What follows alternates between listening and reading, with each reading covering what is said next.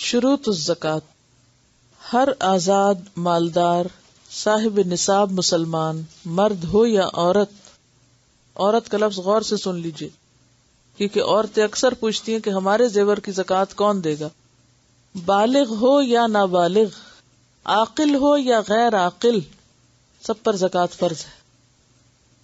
آزاد، مالدار اور مسلمان، یہ تین بنیادی شرطیں ہیں۔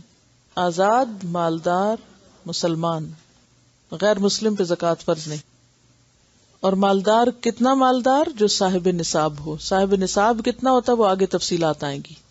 اور مسلمان سے مراد پھر مرد ہو یا عورت ہو، بچہ ہو یا بڑا ہو، عاقل ہو یا غیر عاقل ہو، سب پہ زکوٰۃ ہے۔ بچے کی طرف سے اور غیر عاقل کی طرف سے ان کے والدین یا ولی یا اولیاء دیں گے جو ان کے ذمہ دار ہوں گے۔ عن ابن عباس رضی اللہ عنہما ان النبی صلی اللہ علیہ وسلم بعث معاذا رضی اللہ عنہ الى الیمن فقال ادعوهم الى شہادة ان لا الہ الا اللہ وانی رسول اللہ فانہم اطاعوا لذلك فاعلمهم ان اللہ قد افترض علیہم 5 صلوات فی کل یوم ولیلۃ فانہم اطاعوا لذلك فاعلمهم ان اللہ افترض علیہم صدقۃ فی اموالہم تؤخذ من اغنیائہم وترد علی فقرائہم، رواہ البخاری۔ حضرت عبداللہ بن عباس رضی اللہ عنہ سے روایت ہے کہ نبی صلی اللہ علیہ وسلم نے حضرت معاذ بن جبل رضی اللہ عنہ کو یمن کی طرف بھیجا تو آپ نے فرمایا، لوگوں کو پہلے اس بات کی دعوت دو کہ وہ گواہی دیں اللہ تعالیٰ کے سوا کوئی معبود نہیں اور میں اللہ تعالیٰ کا رسول ہوں۔ اگر وہ یہ تسلیم کر لیں تو پھر انہیں بتاؤ کہ ہر دن اور رات میں اللہ تعالیٰ نے ان پر 5 نمازیں فرض کی ہیں۔ اگر یہ بھی مان لیں تو پھر انہیں بتاؤ کہ اللہ تعالیٰ نے ان پر ان کے مالوں میں صدقہ یعنی زکوٰۃ فرض کیا ہے جو کہ ان کے اغنیاء سے لیا جائے گا اور انہی کے فقراء کو دیا جائے گا۔ اسے بخاری نے روایت کیا ہے۔ تو اس حدیث سے کئی باتیں پتہ چل رہی ہیں۔ پہلی بات تو یہ کہ اسلام کی دعوت اور دین کی تعلیم کا کام سٹیپ بائی سٹیپ ہونا چاہیے، سب کچھ اکٹھا نہیں شروع کر دینا چاہیے۔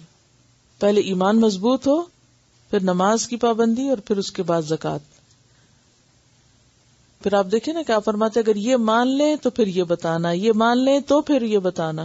اگر کسی نے پہلا ہی کام نہ کیا اور اگلا اس پہ پڑ جائے تو وہ سب کچھ اکٹھے نہیں کر سکتا۔ تدریج اور گریجولی کام کرنے کی ضرورت ہے۔ ایک اور بات جو پتہ چل رہی ہے وہ یہ ہے کہ زکوٰۃ فرض ہے، اور ایک اور بات یہ کہ زکوٰۃ اغنیاء پر ہے، مالداروں پر ہے، اور اس کے حقدار بھی پھر مسلمان فقراء ہیں۔ جس مال پر ایک قمری سال گزر چکا ہو اس پر زکوٰۃ ادا کرنی فرض ہے۔ قمری سال سے مراد کیا؟ لونر کیلنڈر کا سال۔ عن ابن عمر رضی اللہ عنہ قال قال رسول اللہ صلی اللہ علیہ وسلم من استفاد مالا فلا زکاة علیہ حتی یحول علیہ الحول عند ربہ، رواہ الترمذی۔ حضرت عبداللہ بن عمر رضی اللہ عنہ کہتے ہیں کہ جو مال حاصل ہونے کے بعد اپنے مالک کے پاس، عند ربی سے مراد اللہ تعالیٰ نہیں ہے، مال کا مالک، اپنے مالک کے پاس سال تک پڑا رہے، اس پر زکوٰۃ فرض ہے۔ اسے ترمذی نے روایت کیا ہے۔